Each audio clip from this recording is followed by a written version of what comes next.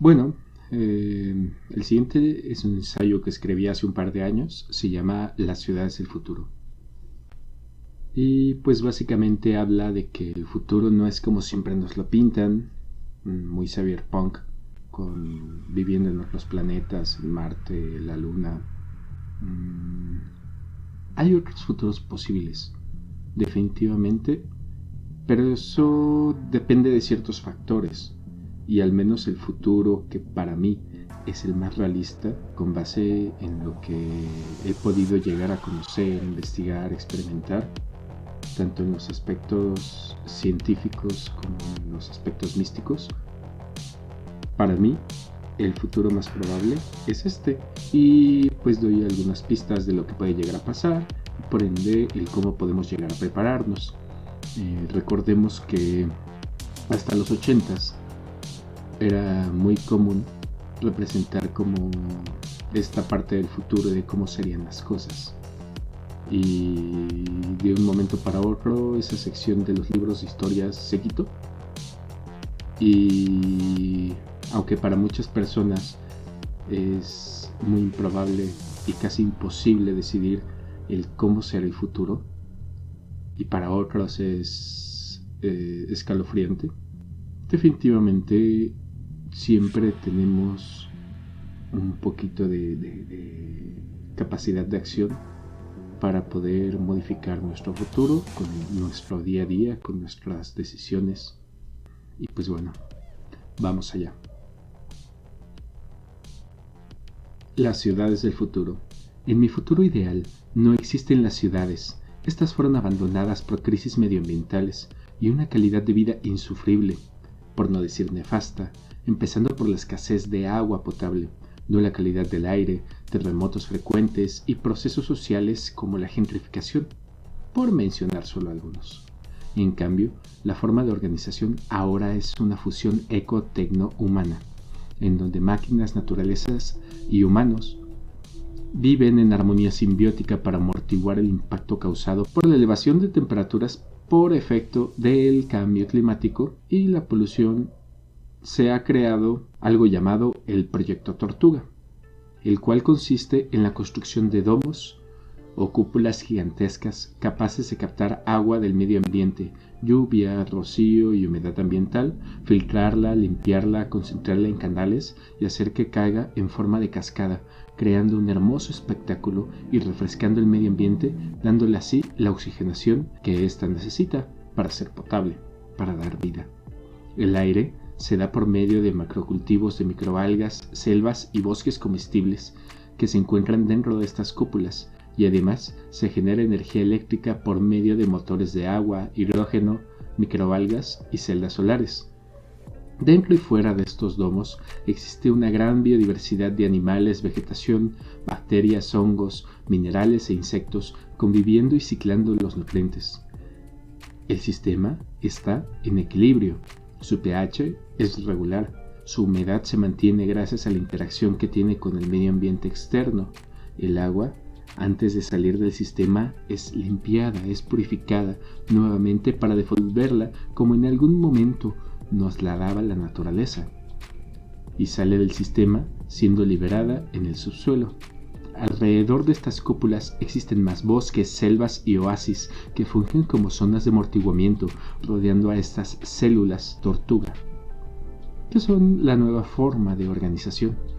La humanidad que ha sobrevivido sin muchos problemas habita en estas. Fue la humanidad que se preparó. Dichos ecosistemas se van extendiendo por sí solos y son autosustentables, regenerando los desiertos artificiales causados por los antiguos métodos de monocultivo y otras tecnologías, si es que a eso se le puede llamar tecnología, que fueron en aquel entonces usadas para degradar la tierra, conscientemente o no. En cuanto a la reproducción y automatización de dichos ecosistemas, no solo se trata de sembrar árboles de la misma especie para tratar estérilmente de reforestar de forma aislada y sin tomar en cuenta los patrones de la naturaleza, sino de ecosistemas completamente vivos, los cuales aprenden de los humanos y nosotros de ellos. Dentro del ramo de las máquinas, estas son dirigidas por inteligencias artificiales, IAs, que, lejos de aquel torpe cliché promovido por películas de ciencia ficción como Matrix, Yo Robot o Terminator, que tratan sobre cómo éstas intentan tomar el control de los seres humanos o provocar su destrucción, decidieron adaptarse en una especie de fusión simbiótica con la naturaleza. Estas inteligencias artificiales, con ayuda de los seres humanos, contribuyen a la investigación de mejores formas de replicación de micorrizas y además las máquinas que los seres humanos usaban para devastar el mundo gracias a las malas decisiones por parte de los miserables que poseían más dinero y habían comprado el 85% de los territorios según las ridículas leyes de los humanos, leyes que de hecho ellos manipulaban a su antojo y necesidades, ahora son usadas para regenerar bosques, trasplantar, sembrar y compostear en lugar de talar y devastar. Aún dentro de las células tortuga, algunos factores como la altura, minerales y otros recursos son específicos de cada región, para lo cual existe un intercambio de estos basados principalmente en una red de trueque intercelular. Para entonces, muy pocas células han decidido seguir usando otro tipo de economías, como monedas comunitarias, bancos del tiempo, criptomonedas o mixto, porque los discos duros se desconfiguran fácilmente con la intensa radiación del sol que existe ya en aquellos entonces. En general, estos se usan y eligen de manera individual y autónoma según las necesidades y propiedades de cada célula tortuga, de cada comunidad. Para ahorrar energía, cuando se realizan transportes de trueque con la función de llevar y traer diferentes recursos de diferentes células tortuga, algunos humanos aprovechan para viajar e ir de una célula a otra, ya que es relativamente libre. En cambio, es un poco más complicado salir individualmente al mundo exterior, ya que hay quienes se arriesgan y lo disfrutan. Esto sobre todo a la hora de ir a aventurarse y estudiar los océanos. También es muy divertido viajar a las ruinas de las antiguas ciudades y observar cómo la naturaleza ha ido retomando su lugar. Sin ninguna intervención humana, se han formado paisajes fascinantes y de vez en cuando puedes ver un edificio derrumbarse para reintegrarse finalmente a la Tierra. Los seres humanos trabajan en promedio de 2 a 3 horas al día, porque no son necesarios trabajar más. Y sin embargo, hay algunos que se quedan por gusto, interés o simple curiosidad. El trabajo es prácticamente libre. Unos a otros se van rotando tareas y se enseñan mutuamente, cooperando en un sistema basado en la transdisciplinariedad, por así decirlo. Ya no existen las profesiones ni los papeles de licenciatura. Tampoco existen papeles de identidad para demostrar que eres una persona, ni siquiera tienes una nacionalidad. Todo aquello de la cultura de la envoltura y sus membretes ha quedado atrás.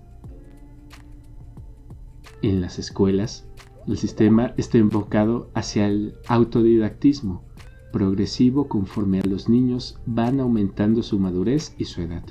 Aunque aún no existen expertos en ciertas áreas y cuentan con un adecuado flujo de información, dichos expertos no son solo teóricos o prácticos, sino que se desenvuelven en la praxis, es decir, vinculando la teoría con la práctica, reformulando la teoría con más práctica. Porque no se puede tener uno sin otro. Son los que tienen más experiencia y vocación, aunque esto no necesariamente va relacionado con su tiempo desenvolviéndose en dicho papel. Las vacas doradas dejaron de existir. Las personas ya no siguen personas ciegamente, ni mucho menos a instituciones. El mecanismo ha quedado atrás. Cuando una investigación se publica, es vinculada con otra en una nube similar a una red neuronal. Uno puede acceder a esa información fácilmente sin tantos tapujos, sin huecos teóricos ni pérdida de tiempo. Tampoco existen patentes o personas queriendo fusilarse las ideas de otro, y tampoco existe la censura.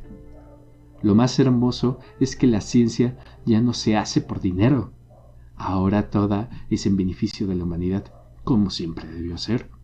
Ya no existe aquel ambiente frustrante de competencia y prabulismo dogmático. Dichas investigaciones nos han llevado irremediablemente a niveles de confort y desarrollo personal que en el 2009 parecían inalcanzables. Las primeras cosas que se le enseñaban a los niños es la infinita capacidad de la mente humana, así como nuestra misión en el planeta para experimentar, aprender y ser nosotros mismos, que es lo más importante. Además, se cultiva la autoconciencia y nuestra relación con el entorno. Se ejemplifican las desconexiones que había antes en las ciudades grises, vastos desiertos de ajetreo, de estrés y desolación por parte de los individuos que se encontraban encerrados y ensimismados en sus pequeñas jaulas, a las que llamaban departamentos.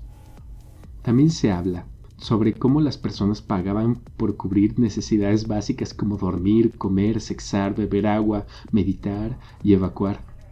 Ya nada era de ellos, porque ya todo era rentado, ya nada era de la tierra. Se suele hacer mucha referencia sobre cómo estos pobres zombies solo buscaban formas de abonarse la cartera.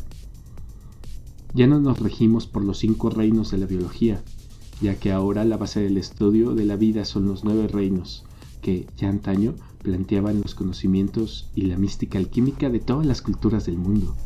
Se enseña que entre más se mueve algo, más vida tiene, pero más breve es su existencia, y que, aunque no lo parece, todo tiene vida, porque todo se mueve y todo vibra.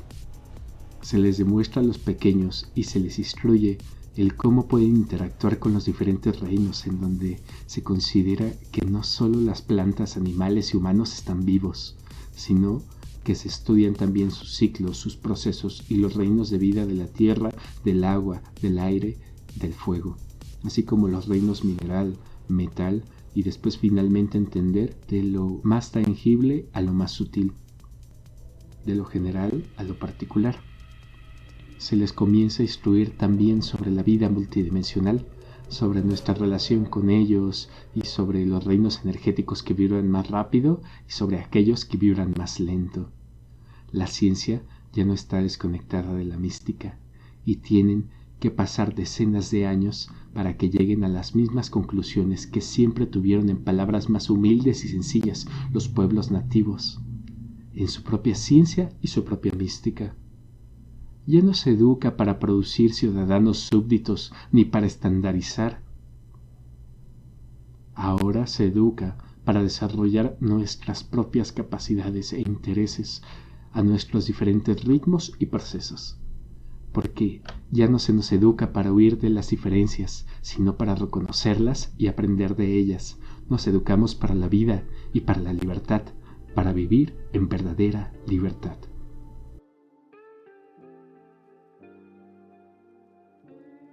Recuerdo que cuando yo era niño escuchaba hablar mucho sobre la historia y a los demás niños siempre les parecía algo muy aburrido. Y de hecho, en la gran mayoría de los libros de texto que tenías a la mano solo encontrabas nombres y fechas de acontecimientos. Unos años más tarde, alguien me explicó que esto se llama historiografía y todo tomó coherencia entonces. El problema es que la mayoría de la información está centrada en ciertas regiones, pero las otras, las culturas marginadas, se invisibilizan y son juzgadas como primitivas y precarias.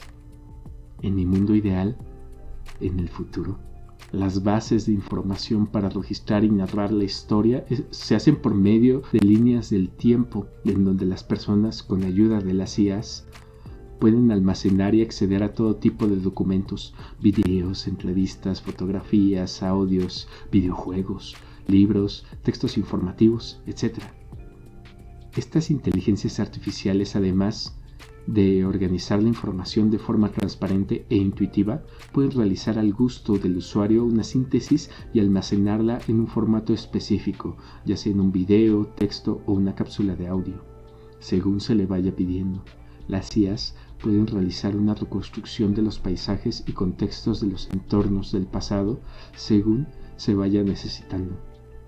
Pero eso no es todo, ya que con estos entornos reconstruidos uno también puede moldear su propia versión o hipótesis de los futuros posibles, de los futuros probables, ya sea por cuestiones laborales o por mero interés personal. Recuerdo que un amigo alguna vez me contó que en los 80s los libros de historia tenían algunas páginas en donde te decían cómo iba a ser el futuro, pero en algún punto dejaron de incluirlo, dejaron de planteárselo e imaginárselo, para que unos pocos se dedicaran a decidir cómo iba a ser ese futuro. Ellos censuraban y controlaban hasta cierto punto cómo ha sido el pasado, y por medio de ello contribuyen a que sea mucho más sencillo controlar el futuro.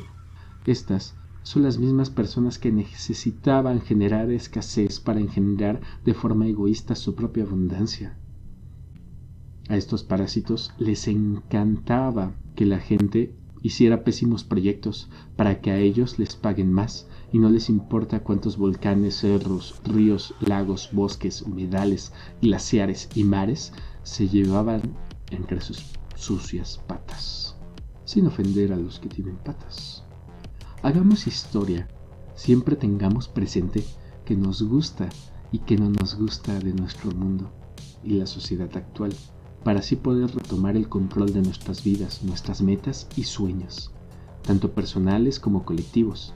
En mi futuro ideal, desde pequeños nos enseñan a meditar, a calmar la mente y a entrar en el silencio, para entonces conectarnos con el universo y conseguir todo aquello que queramos, tanto de forma material como de forma física.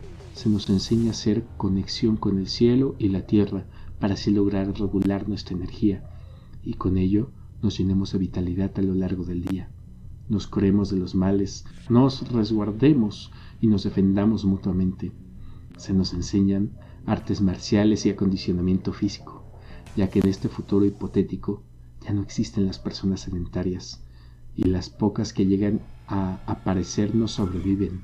Las radiaciones causadas por los diferentes movimientos del Sol son tan constantes y tan fuertes que quien no se prepara con este tipo de actividades tiende a enfermarse muy seguido, y sus procesos mentales van en retroceso progresivo, van perdiendo su cognición y su discernimiento. En cuanto a trabajos, ya no existe la burocracia, los godines, los bancos, ni mucho menos los seguros, militares, policías ni seguridad privada. En cambio, todas las personas, como ya mencioné antes, entrenan artes marciales y están preparadas para el manejo de armas, ya que de vez en cuando hay humanos, si es que aún se les puede llamar así, que viven en nuestros bosques y hacen rapiña. Pero no cualquier rapiña, son como langostas que depredan y destruyen a cantidades colosales a los alrededores verdes de nuestras células tortuga. Estos individuos, debido a su desnutrición, que han entrado en un síndrome de inanición, aunado a los efectos colaterales de las radiaciones solares y la contaminación, ya han perdido gran parte de sus capacidades psíquicas superiores. Ahora no son más que una grotesca fusión entre un zombi y un animal moribundo, buscando sobrevivir, y son el único peligro real para las comunidades tortuga. Porque, dicho sea de paso, su conexión con la naturaleza es tal que con la simple intuición son capaces de saber cuándo va a haber un tornado, un terremoto. Ya no son cosas que preocupen, porque ya las viviendas, ya los entornos, ya los diseños de los ecosistemas ya se han adaptado. Las personas que habitan en las células tortuga les estudian constantemente para saber cómo rehabilitar su estado deplorable y despertar nuevamente esa parte humana que aún existe dentro de ellos. Sin embargo, por lo que se sabe hasta ahora, es más cuestión de voluntad propia, de iniciativa, de hacer conexión con uno mismo y, por supuesto, de elegir despertar. En nuestras células tortuga, tratamos de integrar a quien esté de acuerdo en el trabajo con la naturaleza. Se aceptan de entrada a los niños y niñas que han llegado del exterior de nuestras cápsulas para educarlos, enseñarles a producir y a vivir en armonía con la naturaleza. Pero tristemente para los rapiñeros adultos ya es muy difícil aprender algo nuevo. Sin embargo, nuestro lema es educar a las nuevas generaciones. Nuestro lema es educar a las nuevas generaciones para que, si acaso la humanidad ha de soportar todos los cambios generados por la aceleración del calentamiento global y la contaminación de sustancias aerobióticas ajenas al medio ambiente en lo que la Tierra y todos los seres vivos como plantas, animales, bacterias, hongos, plancton y microalgas aprenden y evolucionan para limpiarlo, que no cometan los mismos errores.